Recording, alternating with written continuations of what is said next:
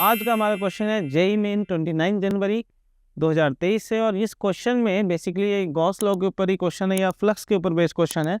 यहाँ पर आपको डायमेंशन दे रखे क्यूबॉइड की। देखिए दो साइड्स इसकी हैं 12 12 और एक साइड है एल, और एक चार्ज प्लेस किया गया है सेंटर ऑफ द सरफेस, जिस सरफेस एरिया का एरिया जो है 4L² है। अब देखिए बेसिकली 4L² बनेगा कैसे, जब आप 12 की 12 के साथ मल्टीप्लाई करेंगे। देखिए एग्जांपल के रूप में मैंने यहाँ पे 12 12 दो साइड एक क्यूबॉइड बनाया है जहाँ की दो साइड 12 12 है और ये वाली साइड बेसिकली एल है।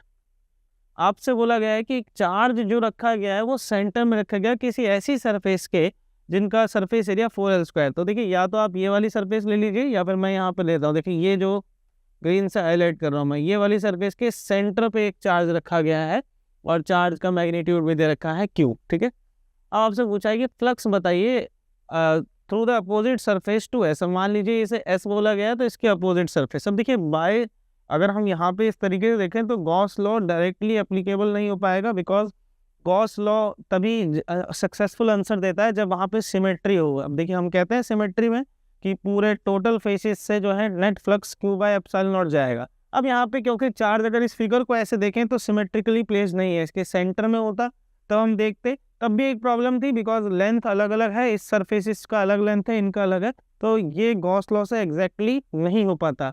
बट अगर हम इसी को विजुलाइज करें कुछ इस तरीके से कि इस क्यूबॉइड के ऊपर एक और क्यूबॉइड ऐसे ही बना दें। ठीक है, अब देखिए मैं एक और एक्स्ट्रा क्यूबॉइड बना रहा हूँ और देखिए एग्जैक्टली सेम कन्फिग्रेशन है इसकी भी ये वाली साइडें 12 है और इसकी भी ये वाली साइड है इसको मैं 12 बोलता हूँ, और ये जो मैंने हाइट बनाई है ये L है। अब जरा आप ध्यान से देखिए तो ये 12 और साइड्स भी 12, इधर वाली यानी तीनों ही, पहले इस कन्फिग्रेशन में दो इसकी लेंथ और हाइट कह लीजिए 12 थी, अब ये तीनों ही डायमेंशन इसकी 12 12 हो गई हैं। अब अगर आप देखें इसे ध्यान से, देखिए अब ये चार्ज बिल्कुल क्यों चार्ज जो है अगर आप इस क्यूबॉइड को देखें तो बिल्कुल सेंटर में है। अब इसको आप सिमेट्री बिल्कुल एप्लीकेबल है यहाँ पर, क्यूबॉइड के सेंटर में एक फेस सामने एक पीछे एक ऊपर एक नीचे। स्टैंडर्ड क्वेश्चन 6 सरफेसेस होंगी, किसी भी क्यूबॉइड की 6 सरफेसेस होती हैं सेंटर से अगर आप देखें। अब अगर आप गॉस लॉ के अकॉर्डिंग देखें तो सॉल्यूशन जो हमारा होता है इस तरीके से कि अब कोई भी सरफेस अगर आप देखते हैं, देखिए अगर सिमेट्रिकल है 6 सरफेस है ये सेंटर में है तो सबसे कितना जाएगा, टोटल फ्लक्स जाता है Q/ε0। ठीक है, ये गॉस लॉ है।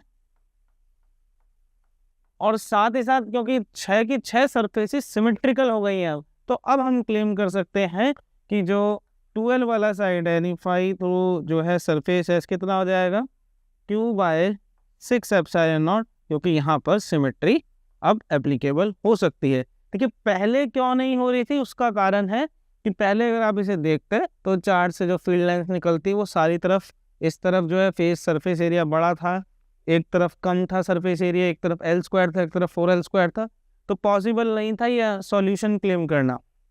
नेट फ्लक्स तो Q/ε0 था लेकिन सरफेस से क्लेम नहीं कर सकते थे, डेट्स वाई हमने एक और एक्सटर्नल क्यूबॉइड बना के ये कंप्लीट करी इसकी सिमेट्री और डायरेक्ट स्टैंडर्ड सॉल्यूशन पे आ गए।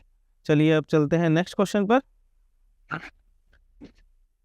तो यहाँ पर 10 माइक्रोकुलाम चार्ज है जो प्लेस किया गया है, ये भी 25 जनवरी का ही सवाल है। यहाँ पे 10 माइक्रोकुलाम एक चार्ज प्लेस किया गया है और ओरिजिन पे है तो 0 इसकी लोकेशन हम मान लेंगे। एक्स एक्सिस पे 40 माइक्रोकुलाम आपको चार्ज प्लेस करना है कुछ इस तरीके से कि x = 2 सेंटीमीटर पर जो फील्ड है वो 0 हो जाए। अब बेटा देखो ये यहाँ पे रखा हुआ है, यहाँ पे आपको मान लीजिए एक पॉइंट है जहाँ पे फील्ड 0 करनी है, तो ऑब्वियस सी बात है अगर ये पॉजिटिव है किससे फील्ड लाइन उधर जाएगी तो इधर इस तरफ ही कोई चार्ज रखना पड़ेगा। उसका मैग्नीट्यूड तो हमें गिवन है लेकिन हमसे पूछा गया है कि कितनी दूरी पे, तो ये 0 पॉइंट पे है, ये 2 सेंटीमीटर पॉइंट पर, ये हमें पता नहीं है x दूरी पे रखा होगा। तो पहली चीज़ तो आपको क्लियर होनी चाहिए कि ये इधर ही रहेगा, ये इधर इसलिए रह सकता बिकॉज फिर इसकी फील्ड भी इस तरफ और 40 माइक्रोकुलाम की भी फील्ड इस तरफ, तो दोनों फील्ड ऐड होंगी, एक ही तरीका है ताकि ये फील्ड कैंसिल हो सके। अब हमें पता चल गया कि ये सेपरेशन तो है 2 सेंटीमीटर। सिमिलरली अगर मैं इस पॉइंट से यहाँ की सेपरेशन देखूँ तो x बड़ा है तो x - 2 सेंटीमीटर।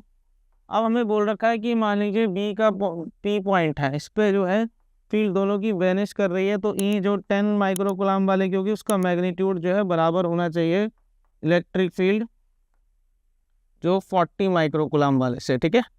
तो यहाँ पर हम क्या करेंगे, देखिए के फील्ड का जो फॉर्मूला होता है के क्यू, तो मैं यहाँ पे इसके माइक्रोकुलाम नहीं लिख रहा हूँ बिकॉज मुझे पता है दोनों तरफ से ही वो कट जाएगा। तो के क्यू बाय आर स्क्वायर होता है, ये वाले की दूरी कितनी है उस पॉइंट से, 2 सेंटीमीटर का square, is equal two similarly यहाँ पे के ये है आपका 40 माइक्रोकुलाम और इनकी सेपरेशन है x माइनस 2 का होल स्क्वायर। देखो आपको दिख रहा होगा यहाँ पे स्टैंडर्ड क्वेश्चन बन गया, के से के कट जाएगा, 10 1 जा 1, 10 4 जा 40। सिमिलरली अब मैं क्या करूँगा, दोनों तरफ से स्क्वायर रूट ले लूँगा, तो ये बनेगा 1/2 और 4 का स्क्वायर रूट 2 हो जाएगा, और यहाँ पे x माइनस 2, तो यहाँ से x minus 2 is equal to 2 into 2 4 और x इज इक्वल टू 4 + 2 6। अब देखिए हमने कोई भी जो है यूनिट्स कन्वर्ट नहीं करी थी, हमने लेंथ को सेंटीमीटर में ही रखा था, चार्ज को माइक्रोकुलाम में, तो ऑब्वियस सी बात है जब फाइनल सॉल्यूशन आएगा तो वो भी ऑटोमेटिकली सेंटीमीटर्स में ही रहेगा। तो I think option number 1 is the correct solution. तो यहाँ पर हमने ये भी कर लिया, स्टैंडर्ड न्यूमेरिकल था। अब देखिए जेईई मेन में ऐसे स्टैंडर्ड न्यूमेरिकल आ सकते हैं। अब ये क्वेश्चन है, वैसे electric potential due to semi circular या हाफ रिंग दे रखी है आपको, दोनों के अलग अलग रेडियस हैं और लीनियर चार्ज डेंसिटी गिवन है, आपसे बोल रहा है पोटेंशियल क्या होगा यहाँ सेंटर पे। तो पहली बात, एक स्टैंडर्ड डेरिवेशन होता है वो आपको आना चाहिए। अगर आपको वो क्लियर है तो आप ये सॉल्यूशन कर सकते हैं, नहीं तो आप उसे थोड़ा सा जल्दी से समझ के भी आप हमेशा डिराइव कर सकते हैं। जैसे समझिए ये रही आपकी रिंग, ठीक है, इसके ऊपर पॉजिटिव चार्ज है और आप चाहते हैं कि इसके सेंटर पे, देखिए सिमेट्रिकल पॉइंट पे ही हमेशा फील्ड कैलकुलेशन ज़्यादातर पूछी जाती है क्योंकि यही कैलकुलेटेबल है। इससे इधर करेंगे तो ज़्यादा मैथमेटिक्स आपको ज़्यादा इस्तेमाल करनी पड़ेगी, कई बार वैसे टूल्स अवेलेबल नहीं होते 11th 12th क्लास में। तो यहाँ पर आप देखिए एक पर्टिकुलर पॉइंट चूज़ करिए। अब इसमें जो चार्ज है वो dq है, इस सेगमेंट की जो लेंथ है वो dx है, इसकी चार्ज डेंसिटी लैम्डा है। अब मैं आपसे पूछूं कि इस dq लेंथ पे कितना चार्ज है, तो हमें याद करना पड़ेगा लैम्डा का रिलेशन होता है lambda is equal to linear charge density, differential form में कुछ ऐसे लिखा जाता है चार्ज अपॉन लेंथ। तो dq क्या हो जाता है आपका लैम्डा इंटू dx। तो यहाँ पर अगर मैं dq को लिखूँ तो वो हो जाएगा लैम्डा इंटू dx। तो dq का ये भी हो गया। अब मेरे को पोटेंशियल अगर निकालना तो v इज इक्वल टू क्या होता है के, जैसे dv इस छोटे सेगमेंट की वजह से यहाँ पे निकालना है, तो ये r है आपका, तो k dq बाय r, देखिए पोटेंशियल का फॉर्मूला है तो r स्क्वायर नहीं आता है। अब बस क्या करना है कि अगर मैं dq की जगह पे यहाँ पे लिखता हूँ लैम्डा dx, तो प्रॉब्लम यह है कि मेरे को x पे इंटीग्रेशन अगर करना है तो फिर मेरे को थोड़ा सा दिमाग लगाना पड़ेगा कि x कैसे वेरी करता है, बिकॉज ये कर्व में है। तो एक ज़्यादातर जो आप सॉल्यूशन देखेंगे वो ये देखेंगे कि आप dx को कन्वर्ट कर लीजिए इन द फॉर्म ऑफ थीटास। तो उसके लिए क्या करना पड़ेगा, उसके लिए मैं थोड़ा इसी पिक्चर को यहाँ पे क्लियर करता हूँ। मान लीजिए सेगमेंट को थोड़ा सा वाइड में बनाता हूँ। यहाँ पर आप देखिए ये एंगल होता है बेटा थीटा, और ये जो इन दोनों गैप के बीच में ये है डी थीटा।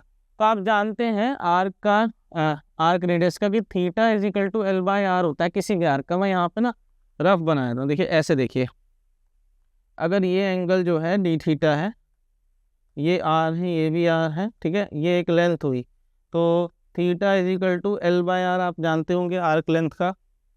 अब यहाँ पर L इज इक्वल टू क्या हो गया, थीटा इंटू आर। अब देखो हमारा थीटा क्या है, डी थीटा आर, तो जो L हमने यहाँ पे लिया हमारे क्वेश्चन में इसको हम dx बोल रहे हैं, तो यहाँ पे भी हम क्या कर सकते हैं dx। तो हमारा dx क्या आ जाएगा, r डी थीटा। तो देखिए यहाँ पे जो dx लिखा है इसकी जगह पे k lambda r D theta लिख सकते हैं, ठीक है। बहुत ही स्टैंडर्ड मैथमेटिक्स है, तो ये आप कर सकते हैं। अब आपका होमवर्क ये है कि आप इसे थीटा के पैटर्न में ना करके यहाँ से आप देखें कि अगर थीटा ऐसे वेरी करेगा तो उस दौरान x कैसे वेरी करेगा, तो उस तरीके से भी इसे सॉल्व किया जा सकता है।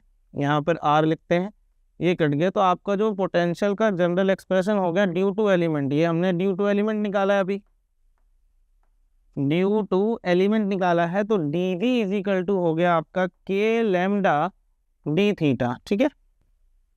r से r कट चुका है। अब देखिए पूरा पोटेंशियल निकालना, तो एंगल्स को देखिए, थीटा यहाँ से चला था for completing the whole semi circular ring, theta बेटा 0 से स्टार्ट होगा और यहाँ पर 90 और यहाँ पाई तक जाएगा। तो जब मैं इंटीग्रेशन करूँगा dv, यहाँ पे मैं लिखूँगा 0 से पाई k लैम्डा डी थीटा। तो देखिए यहाँ पता है यहाँ तो टोटल पोटेंशियल मिल जाएगा। अब k लैम्डा भी बाहर, डी थीटा का मतलब है थीटा हो जाएगा, फिर upper limit minus lower limit यानी पाई माइनस 0, तो ये आ गया k लैम्डा पाई। अब देखिए k क्या होता है यहाँ पे 4 पाई एप्सिलॉन नॉट, तो पाई से पाई कट गया, ये आ गया आपका लैम्डा बाय 4 एप्सिलॉन नॉट।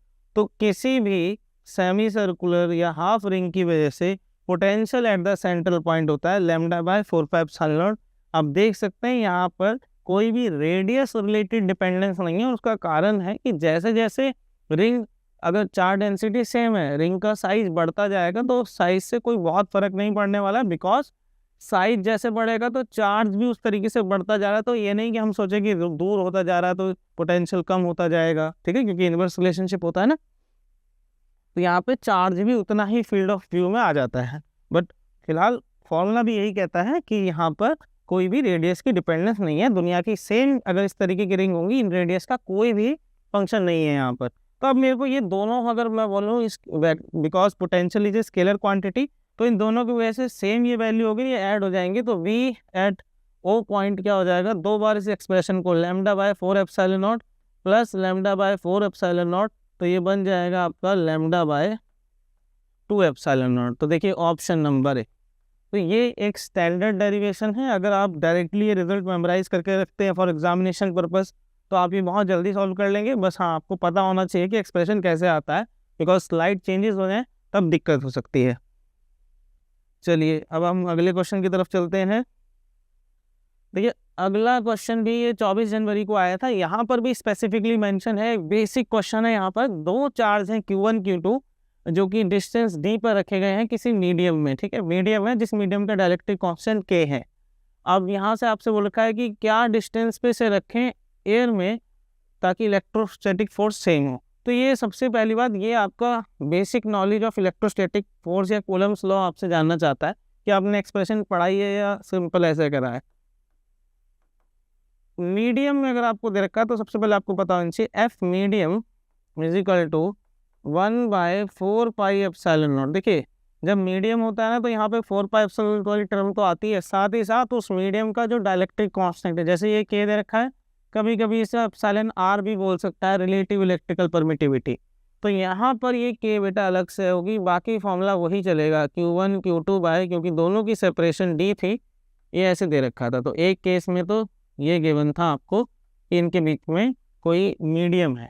अब बोल रखा है कि जब एयर की बात कर रहा है तो उस वक्त में एक्सप्रेशन क्या होगा, एफ एयर के लिए तो सिंपल एक्सप्रेशन है, वहाँ पे एयर में तो हमें के लिखने की जरूरत ही नहीं है, 4 पाई एप्सिलॉन नॉट Q1 Q2। अब वो हमसे पूछा है वो सेपरेशन कितनी होगी, ऑब्वियस सी बात है डी नहीं होगी, वो कोई और सेपरेशन होगी। अगर मैं ये बराबर एक्सप्रेशन चाहता हूँ, ठीक है, डी तो तब था जब मीडियम था कोई बीच में, तो मैं डी डैश लिख देता हूँ, चार्जेस तो बदलने वाले नहीं। अब हमें गिवन है अगर मैं F M is equal to F air लिखता हूँ, तो वैसे तो इसे वहीं भी सॉल्व किया जा सकता है। तो आप यहीं से देख लीजिए, देखिए ये टर्म बेटा दोनों इक्वेट करूँगा कट जाएगी, Q1 Q2 भी कट जाएगी, तो बचेगा क्या यहाँ पर, यहाँ बचेगा 1/k और d स्क्वायर, और यहाँ बचेगा 1/d डैश का स्क्वायर। तो बेटा d डैश का square is equal to k d का स्क्वायर, और यहाँ से जो है स्क्वायर रूट लेंगे तो d dash is equal to root k और यहाँ पर d। तो यहाँ पे भी d रूट k या रूट k d जो भी ऑप्शन है यहाँ पे देखिए k रूट में आना चाहिए, तो वो ये ऑप्शन, ठीक है, और कहीं पे भी k रूट में है लेकिन 2 लगा हुआ है। तो आप देखिए ऑप्शन नंबर 1। तो एक basic question directly based on Coulomb's law यहाँ पे पूछा गया है। तो होपफुली आपको ये कुछ बेसिक क्वेश्चन समझ में आएंगे। अब मिलते हैं अपने नेक्स्ट पार्ट में।